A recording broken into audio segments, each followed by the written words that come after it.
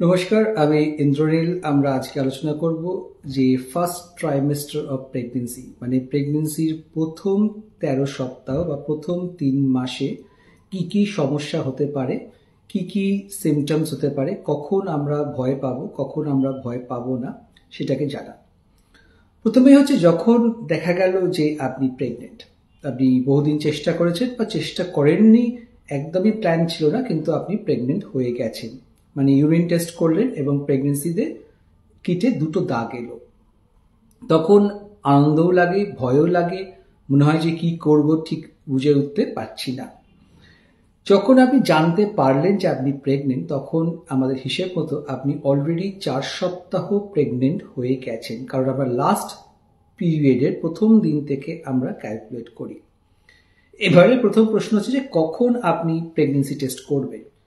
যদি আপনার পিরিয়ড একদম রেগুলার হয়, তাহলে নতুন যে প্রেগনেন্সি কিটগুলো পাওয়া যায় সেগুলোতে কিন্তু ১-২ দিন পিরিয়ড ডিলে হলেই ইউরিন টেস্ট পজিটিভ দেখিয়ে দেবে এবং আপনি তখন টেস্ট করতে পারেন।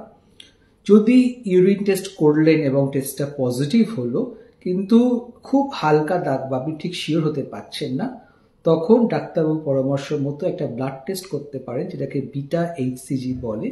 সেই বিটা এইচসিজি কিন্তু 100% কনফার্ম করে দেবে যে আপনি প্রেগনেন্ট কি প্রেগনেন্ট নন। অনেকে ভয়তে বা উত্তেজনায় বা খুশির জন্য ইউরিন টেস্ট প্রতিদিন করে, ১-২ দিন, দিনে ২ বার করে।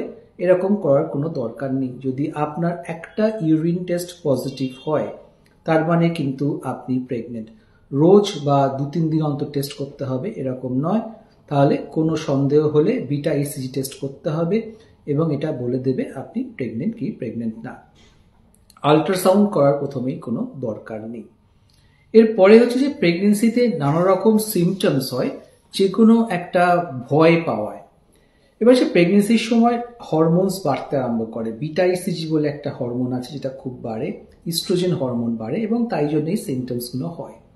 প্রথমে হচ্ছে ব্রেস্টে ব্যথা, স্তনে ব্যথা করতে পারে, ভারী লাগতে পারে, সেটা কিন্তু কমন সিমটমস এর প্রেগনেন্সি। এটা বিটা ইসিজি হরমোন বাড়ার জন্য হয়। বমি বমি ভাব লাগতে পারে, আমরা বলি মর্নিং সিকনেস। সেটা সকালবেলাতেও হতে পারে বা দিনের যে কোনো সময় হতে পারে। তো প্রেগনেন্সিতে বমি ভাব লাগাটা খুব স্বাভাবিক।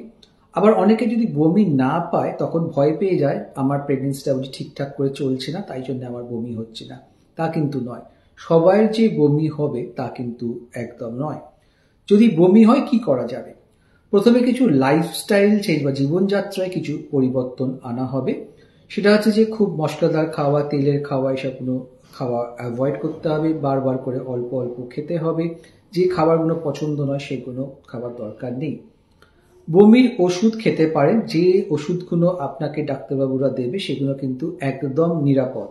তাই জন্য বমির ওষুধ খেলে যে বাচ্চার ক্ষতি হবে তা কিন্তু নয়।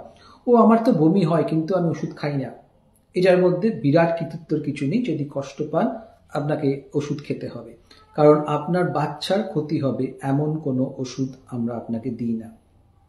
এছাড়া বলা হয় যে যদি আপনি জিঞ্জার বা আদা মুখে রাখেন, এটা বাড়িতে ফ্রেশ আদা কেটে করতে পারেন, আদার লজেন্স পাওয়া যায়, জিঞ্জার লজেন্সেস, এগুলো রাখতে পারেন, তাহলে বমি ভাব কমতে পারে। বলা হয় যে ঘুম থেকে উঠে অনেকক্ষণ না খেয়ে থাকবেন না, তাহলে বমি ভাব ভাবতে পারে। ঘুম থেকে উঠে cream cracker biscuit, dry toast, মানে টোস্টের মধ্যে মাখন না লাগিয়ে খাওয়া, বা বিছানায় থাকতে থাকতে যদি আপনি বিস্কুট খান বা টোস্ট খান তারপরে কিছুক্ষণ বাদে ওঠেন, সেগুলো একদম ঠিক আছে। তাহলে যদি খুব বেশি বমি হয়, যেটাকে আমরা হাইপারএমেসিস গ্র্যাভিডারাম বলি, যে আপনার এত বমি হচ্ছে, ডিহাইড্রেটেড লাগছে, ইউরিন আটকে যাচ্ছে, তখন আপনাকে হাসপাতালে ভর্তি হতে হবে। ড্রিপ চালানো হয় এবং সেই সময় কিছু ইনজেকশন দেওয়া হয়। তাহলে বমি কমন সিমটম, হলে ভালো, না হলেও চিন্তার কোনো কারণ নেই। তার জন্য ওষুধ আছে, ওষুধ খাওয়া দরকার যদি আপনার বমি হয়, এবং জীবনযাত্রায় কিছু পরিবর্তন আনলে এই ব্যাপারটা কেটে যাবে। ক্র্যাম্পি পেন বা নিচের দিকে পেটের তলপেটের দিকে ব্যথা হয়, এটা খুব কমন সিমটমস প্রেগনেন্সির প্রথম ৮ থেকে ১২ সপ্তাহ থাকে। এর জন্য ভয় পাওয়ার কিছু নেই যে আপনার মিসক্যারেজ হয়ে যাচ্ছে। অ্যাসিডিটি বা বুক জ্বালা বা অম্বল, যে নামে আপনি ডাকুন না কেন, সেটা হতে পারে। এবং তার জন্য যেটা বলা হয়, আবার বারবার করে খান, ডাইজিন, ডায়াভল, ইনো, পুদিনহারা, এগুলো খাওয়া যাবে। তো ডাক্তারবাবুর পরামর্শ মতো আপনি ওষুধ খান।